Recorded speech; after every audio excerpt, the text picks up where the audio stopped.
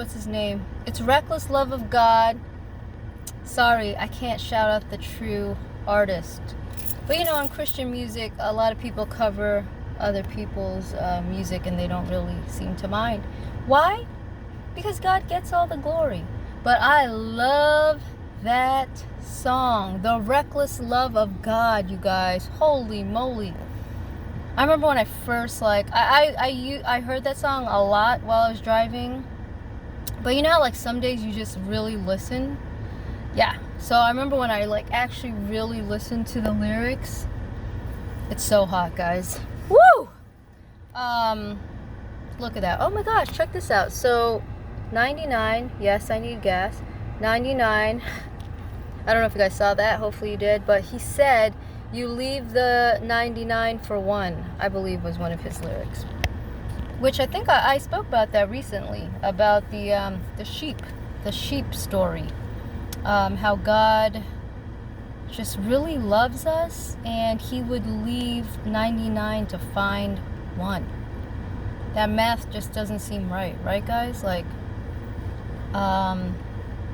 someone would say, like, why? What, you know, why? Why care about the one, you know, when you got 99? But see, in God's way, he doesn't operate like us. One of my favorite Bible verses, God's ways are not our ways. God's thoughts are not our thoughts. Isaiah. And it's so true. And I remember when I first heard that verse, I was like, holy moly. And that's what that song is about, like the reckless love of God. It's reckless, you guys. What Jesus Christ did on the cross was reckless, you know? Yeah. Sometimes it doesn't make sense to us because we're finite human beings living in this 4-letter word time. Whereas with God, what does the Bible tell us? There is no time with God. Which that also, I remember just being blown away by that principle. There's no time with God. Yeah, I got my air conditioner on, you guys, which I typically don't, but boy, it's hot. There is no time with God. So my mind used to always go to, like, when God sees me, he sees me the way I am in my final state. Like, is that how God sees me? Yes. And so what does that mean? If you're a Christian, you're in union with Christ, then when he looks at you, he sees Christ. And that's exactly what it is, guys. And that's why we ought to be confident people. That's why we ought to be joyous people. I think I've said that quite some time on here. Like, we're supposed to be joyful, guys. Like, people are supposed to be able to come to us with their problems and know they're going to get a godly response, you know? My coworker, her father just passed away. He's very young, 59. But, like, it's interesting. Where am I going with that? It's interesting how a Christian, a believer, embraces death, you know, versus someone who does not have faith. Those funerals for the one who does not have faith is very sad, as it should be, because we don't really know, man. Like, are we going to see this person ever again? But to a Christian, or for a Christian, funerals are very, and I don't mean this in a bad way, but like, funerals are a celebration of life, right?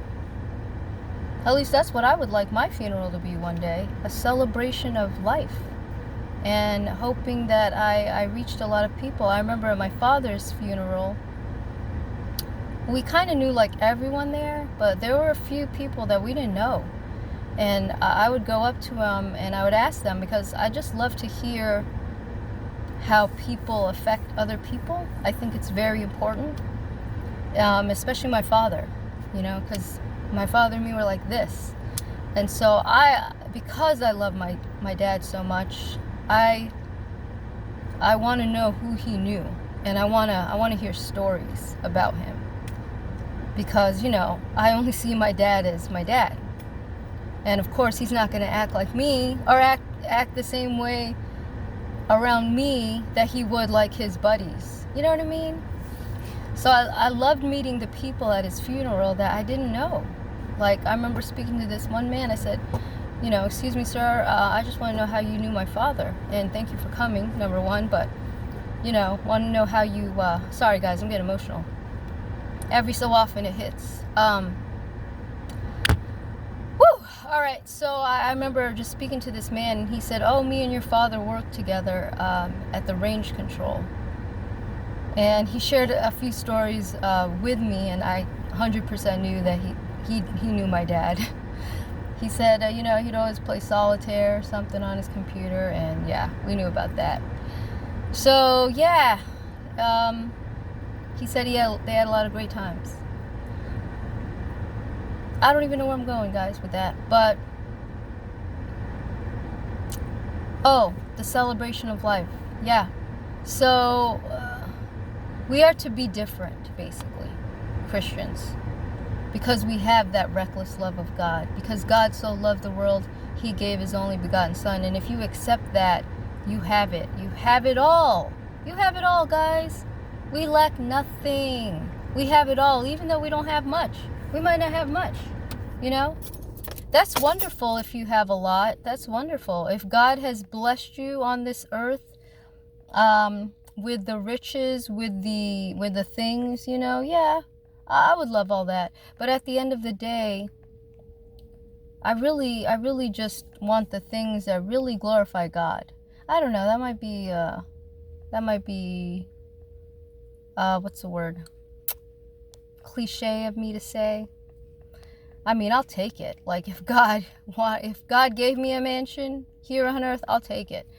But see, he knows if we can handle it. Okay?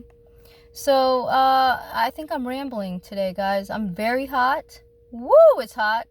But yeah, I will talk to you guys later.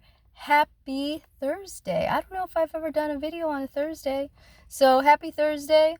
Y'all take it easy, and you guys have a great day, and I hope you guys are well.